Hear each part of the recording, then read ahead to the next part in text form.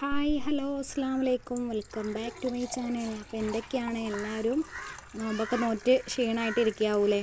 എല്ലാവർക്കും ഞാൻ നല്ലൊരു ദിനം ആയിരിക്കട്ടെ എന്ന് ആശംസിക്കുന്നു. എല്ലാവർക്കും 30 നോമ്പ് നോറ്റ് വീട്ടുവാൻ അല്ലാഹു തആല എല്ലാവരും ആരോഗ്യവും ആയുസ്സും ഒക്കെ നൽകി അനുഗ്രഹിക്കട്ടെ.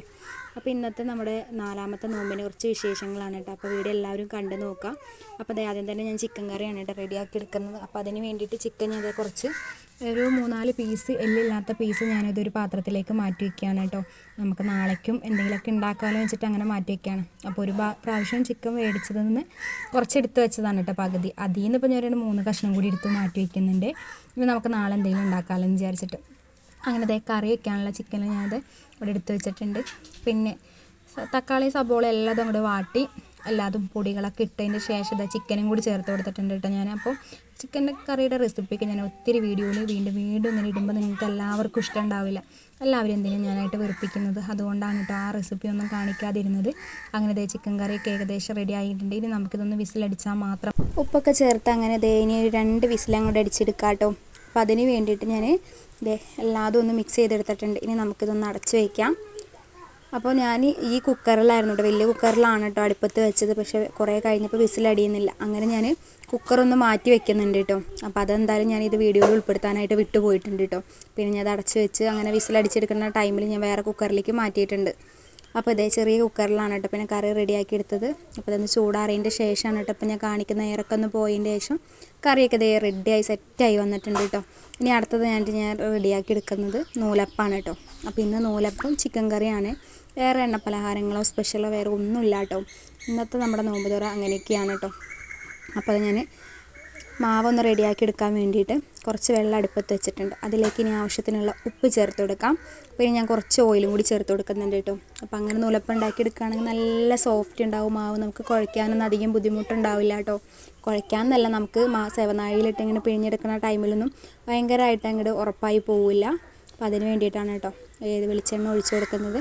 ഇനി അതൊന്ന് നന്നായിട്ടൊന്ന് ചൂടായി വരട്ടെ. തിളയ്ക്കേണ്ട ആവശ്യമില്ല, ഒന്ന് ചൂടായാൽ മാത്രം മതി കേട്ടോ. അപ്പോൾ വെള്ളം ഏകദേശം നല്ലോണം ചൂടാകാറായിട്ടുണ്ട്. അപ്പോഴേക്ക് ഞാൻ പൊടി എടുത്ത് കൊണ്ടുവന്നിട്ടുണ്ട്.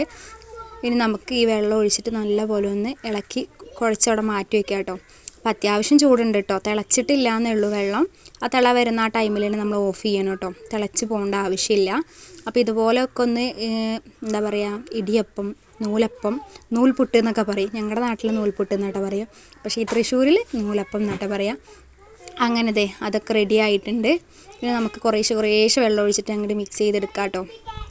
അപ്പോൾ ഞാനൊരു കാര്യം പറയാൻ വിട്ടുപോയി, വേറെ ഒന്നല്ല. ഈ സമയത്ത് എൻ്റെ വീഡിയോ ആദ്യമായിട്ട് ആരെങ്കിലും കാണുന്നുണ്ടെങ്കിൽ പുതിയതായിട്ട് ഒന്ന് സബ്സ്ക്രൈബ് ചെയ്യുക കേട്ടോ. തൊട്ടടുത്ത ബെല്ലൈക്കനും കൂടി ഒന്ന് ക്ലിക്ക് ചെയ്ത് ഓൾ എന്നുള്ള ഓപ്ഷൻ എനേബിൾ ചെയ്ത് വെക്കുകയാണെങ്കിൽ ഞാനിടുന്ന പുതിയ വീഡിയോസിൻ്റെയൊക്കെ നോട്ടിഫിക്കേഷൻ നിങ്ങൾക്ക് അപ്പം തന്നെ ലഭിക്കുന്നതായിരിക്കും കേട്ടോ. അപ്പോൾ അതിന് വേണ്ടിയിട്ട് അതൊന്ന് എനേബിൾ ചെയ്ത് വെക്കാൻ മറക്കരുത്. പിന്നെ നിങ്ങൾക്ക് വീഡിയോ ഇഷ്ടപ്പെട്ടെങ്കിൽ ഒന്ന് ലൈക്കും കൂടി ചെയ്യണം കേട്ടോ.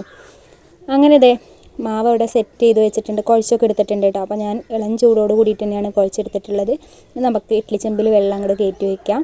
അപ്പോൾ വയ്ക്കാൻ നേരത്താണ് കേട്ടോ ഞാൻ നോക്കിയപ്പോൾ ഇതിൻ്റെ മുകളിലത്തെ ഒരു നമ്മളിങ്ങനെ ഇറക്കി വയ്ക്കുന്ന അടുപ്പുമ്മത്തെ ഇതില്ലേ, അതിലത്തെ ഒരു എന്താ പറയുക കാലെന്ന് പറയാമല്ലേ, അതൊരെണ്ണം പോയിട്ടുണ്ട് കേട്ടോ. അപ്പോൾ പാത്രം ശരിക്കും നിൽക്കില്ല.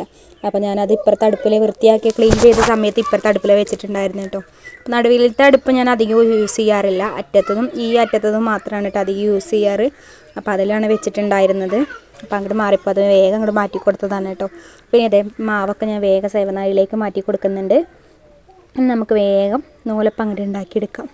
പിന്നെ ഞാനിതിൻ്റെ കൂടെ തന്നെ ഒരു റെസിപ്പിയും കൂടി ഞങ്ങൾക്ക് പരിചയപ്പെടുത്തി തരാം കേട്ടോ. അപ്പോൾ നമ്മുടെ ഫേസ്ബുക്കിലും ഇൻസ്റ്റയിലൊക്കെ വൈറലായിക്കൊണ്ടിരിക്കുന്ന പാല് പോലത്തെ സർവത്ത്, എന്നാൽ നമ്മളതിൽ പാല് ചേർക്കൊന്നുമില്ല, എന്നാൽ നമ്മുടെ പാല് പോലെ കളറും അതിൻ്റെ ഒരു ടേസ്റ്റും കൂടി വരുന്നൊരു സർവത്തിൻ്റെ ഒരു റെസിപ്പിയും കൂടി ഞാൻ ഇതിൽ കാണിക്കുന്നുണ്ട് കേട്ടോ. അപ്പോൾ ഇപ്പോൾ ഞാൻ പറയുന്നത് വീഡിയോ ആരും സ്കിപ്പ് ചെയ്ത് ഓടിപ്പോയി അവിടെ കാണാൻ നിൽക്കണ്ട കേട്ടോ. ഇത് കഴിഞ്ഞതിന് ശേഷം മാത്രം കണ്ടാൽ മതി കേട്ടോ കൂട്ടുകാരെ. അങ്ങനെ നൂലപ്പൊക്കെ സെറ്റായി വരുന്നുണ്ട്. വെള്ളം ഒന്ന് കുറച്ച് ചൂടായിട്ടുണ്ട് കേട്ടോ. ഇത് നമുക്ക് വേഗം റെഡിയാക്കി എടുക്കാം. അങ്ങനെ 2 തട്ടിലിങ്ങനെ റെഡിയാക്കിക്കൊണ്ടിരിക്കുകയാണ് കേട്ടോ.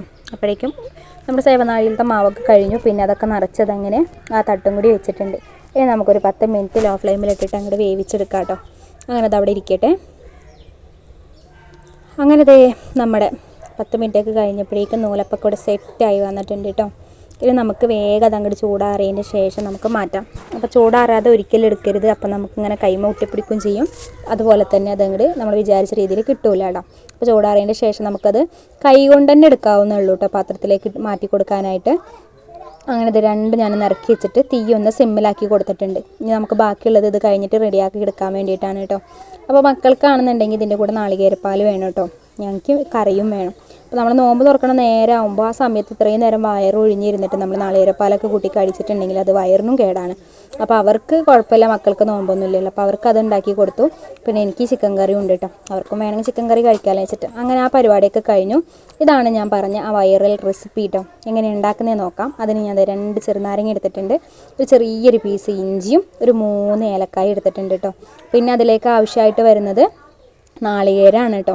നാളികേരം ചിരകി വെച്ചിട്ടുണ്ട്, അതൊരു 4 ടേബിൾ സ്പൂൺ നാളികേരമാണ് ഇട്ടുള്ളത്. അപ്പോൾ നമ്മൾ ഈ പറയുന്ന അളവിലൊക്കെ എടുത്തുണ്ടാക്കുകയാണെന്നുണ്ടെങ്കിൽ നല്ല പോലെ തന്നെ ടേസ്റ്റും ഉണ്ട്. അതുപോലെ തന്നെ എന്താ പറയുക, കാണാനൊരു കുളിർമ തോന്നുന്നുണ്ട് നമുക്ക് മനസ്സിന് കേട്ടോ.